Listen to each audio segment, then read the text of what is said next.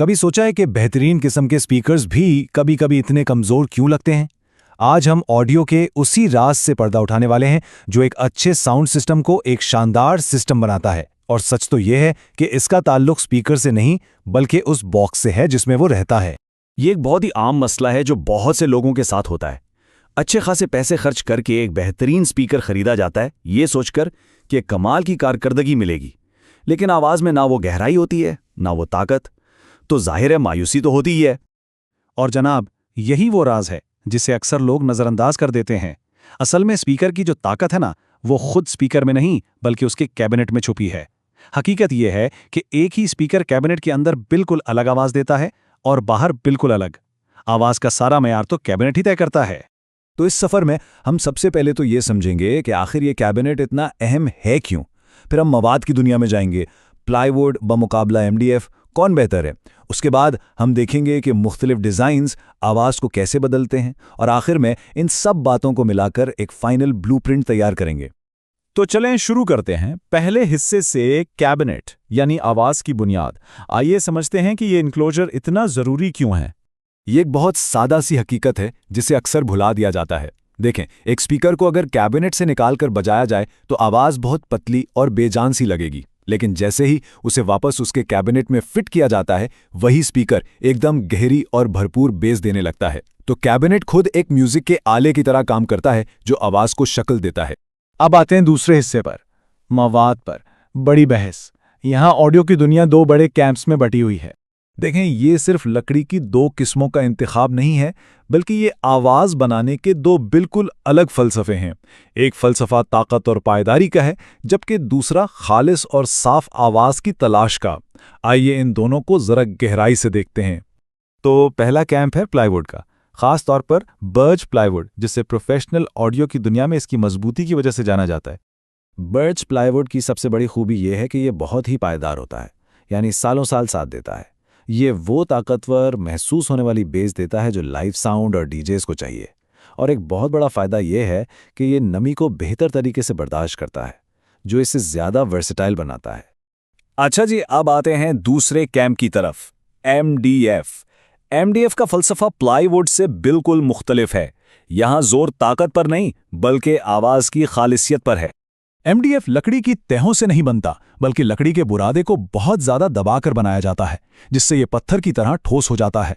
ये कसाफत एक sound proof दीवार की तरह काम करती है। ये कैबिनेट को खुद गूंजने से रोकती है। नतीजा, सिर्फ स्पीकर की खालिस आवाज़ सुनाई देती है, कैबिनेट की नहीं। और इसीलिए इससे इतनी साफ और गहरी बेस मिलती है। तो किलीदी नुक्ता यह है, चाहे प्लाईवुड चुना जाए या एमडीएफ, एक उसूल पर कोई समझौता नहीं हो सकता, और वो है मोटाई। एक प्रोफेशनल मेयार का कैबिनेट बनाने के लिए कम से कम 18 मिलीमीटर की मोटाई लाजमी है।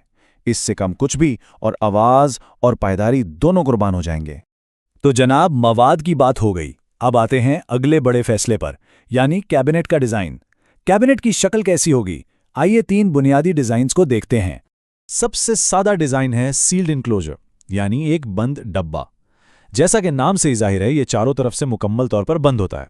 जब स्पीकर हरकत करता है तो अंदर की हवा एक स्प्रिंग की तरह काम करती है और स्पीकर के कोन को कंट्रोल में रखती है। और इस डिज़ाइन का नतीजा बहुत तेज, टाइट और पंची बेस। इसमें ड्रम किक्स बहुत वाज़े और फौरी महसूस होते हैं।